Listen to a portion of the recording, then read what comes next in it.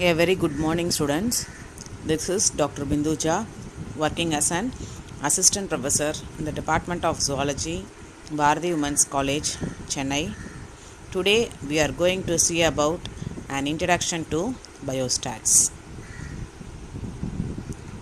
These are all the topics which we are going to cover today. Biostatistics is the science of collections, analysis, and interpretations of facts and numbers connected with biology. Biostatistics is also called as biometric or biological measurements.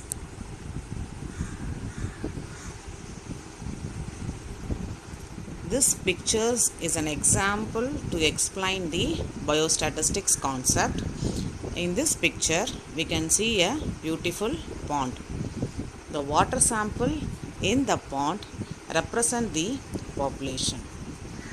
The organisms living inside the pond, say for example, number of prawns, number of shrimps, and number of crabs will constitute what is called as data. In addition to that, we can also estimate the amount of oxygen, carbon dioxide, and pH in the water sample. All this will constitute the data. If we arrange these values in column, it is called as tabulation. Comparing the values of oxygen in one pond with that of the other pond will gives you what is called as interpretation. These are all the basic concepts of biostats. As I already told you, population is nothing but a group of individual or observations. This population is broadly divided into two main types: finite population and infinite population. If the number is limited, it is called as finite population. Say for example, number of students in a class, number of mangoes in a tree, all these are the example of the finite population. If the population is not counted, it is called as infinite population, or in other words, if the population containing unlimited number of individual, it is said to be an infinite population. The example of infinite populations are number of stars in a sky and number of fishes in a ocean. In short, finite is a limited population and infinite is an unlimited population. Then moving on to the sample. The sample is the representation of an entire population, and the method of collecting the sample is called as sampling. For example, if we want to purchase a grapes to a vendor, we ask for few sample. So, tasting the sample, we can select the entire bunch of grapes. As I already told you, the data is nothing but the values. The data are again divided into two types of data: primary data and secondary data. The primary data is the data which is collected by the investigator. It is also called as the first-hand data. The secondary data is the data which is published in newspaper, journals, articles, and so on.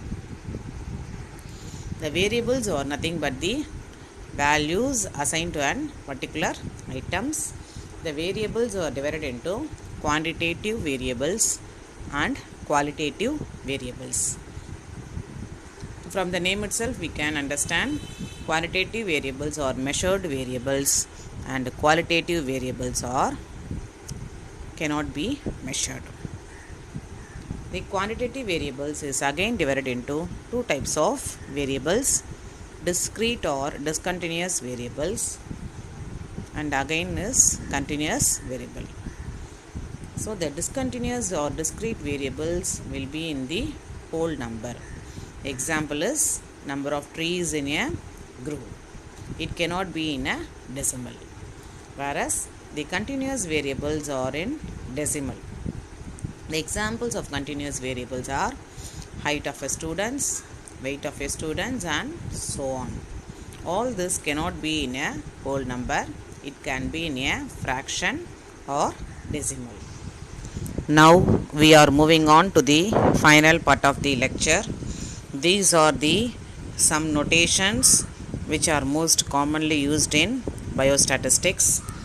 First symbol is the x dash, which is nothing but the mean of the sample. Second symbol is the sigma square, which is also called as variance.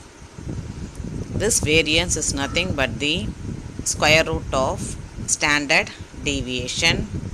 The third symbol is pronounced as mu, which is most commonly used in student t-test. This mu is the symbol for the population mean. The next symbol is the sum of square, which is most commonly used in mean, median and mode. The other symbol is the x square, which is pronounced as chi-square for goodness of fit. F is the frequency distribution, and SE is a shortcut for standard error, which is nothing but the sigma by root n. The final symbol is pronounced as rho, which is most commonly used in correlation coefficient. This lecture gives the basic introductions about biostats. I finally thank all my students for your patient listening. Thank you one and all.